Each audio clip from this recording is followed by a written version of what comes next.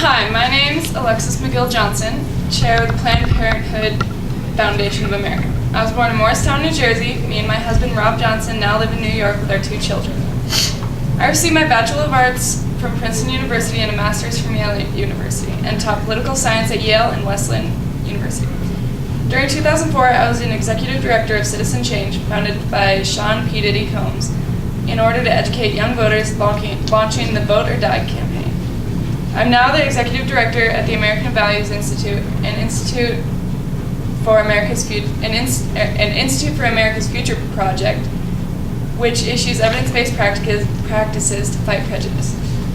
I also serve on the board of Center for Social Inclusion, New York Civil Liberties Union, and Citizen Engagement Lab, and am a founder of the Culture Group, built around the belief that social change begins with cultural change.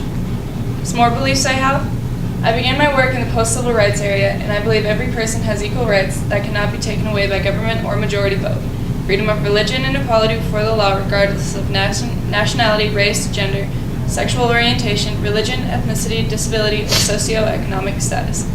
I believe in improving the lives of the younger generation of today's society, emphasizing on youth of color, and am committed to protecting women's access to reproductive health care. And some of our facts that we have about racial progress are, in 2013, 86% of black men have completed high school, to the equivalent of 38% of black men and black women that completed high school in 1963. In 2012, about 20% of black men completed college. Then in 1963, only 5.4% of black men completed college. Right now, as we speak, 1.4 million black men are in college, and 92% of black men with college degrees are employed. Certainly many challenges and struggles remain that create challenges for the racial progress, but we must urge our media to convey agency to people of color. For example, to have protected sex and to more knowledge about abortion, not just to reinforce negative stereotypes. The world population is predicted to be, by 2050, just a little over 9 billion if our demographics stay the same. As population grows, more people move to cities in search of jobs, so the cities would expand using the rural area that was formerly being used to produce food. As more people populate the earth, they'll use more water, and we already are falling short in many countries of drinkable water. Another factor is also weather. In very dramatic areas, it is very hard to care for children or to even keep them alive. For example, Africa's climate makes it very difficult to reproduce food and to have water in the home 24/7. That makes sense. Weather also comes with shelter. They need a stable home and a stable area so they can produce food, and to have water locally that they can have to help them grow plants and to feed their stock and to water them, etc. If fertility rates decline from 2.6 children per woman to 1.5 children per woman by 2050, world population would be 7.7 billion. But if it increases, it would be 10.6 billion by then. Being the chair of the PPFA, I do believe that if young and matured women alike take control of planning their futures, this would assist in population control. But in order to do this, implementing both continued and increased availability of abortion services and of contraception for women of all ages is a must. And what about government interventions?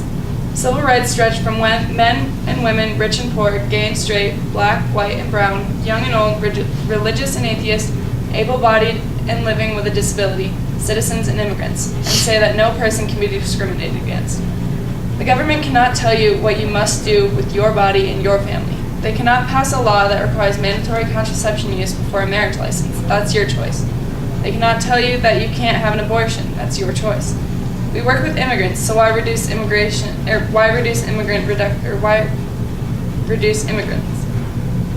Immigration. We protect their civil rights too. If the government limits political offices to those with 2 or less children, isn't that discrimination? I have 2 children. I love my children. I may have more in the future. Does that mean I lose my positions and can't be elected anywhere else? And why, if someone has 3 children instead of 2, would I get more tax breaks and more availability to health services? 3 children use that money in healthcare more than 2, contrary to what Mario Giampetro believes.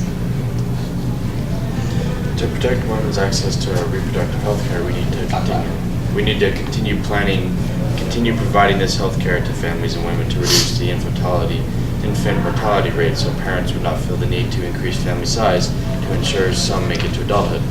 If we provide health care for children up to a certain age, this might provoke parents not to want to have so many kids to ensure one survives to adulthood.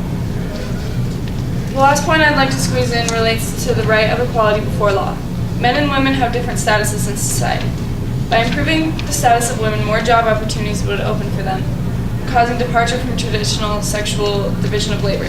This most often leads to fewer children, decreasing the population rate. Following these measures would keep the world population rate, or at least the U.S. population rate, at a steady and healthy percent. Keeping a healthy percent would ensure people would have a better chance at a healthy lifestyle. Not only that, but food and job as well. If everyone is able to work and can live in a decent house, such things as being homeless or hungry all the time without being able to receive them would go down. Be ashamed to die until you have won some victory for humanity. Horace Mann.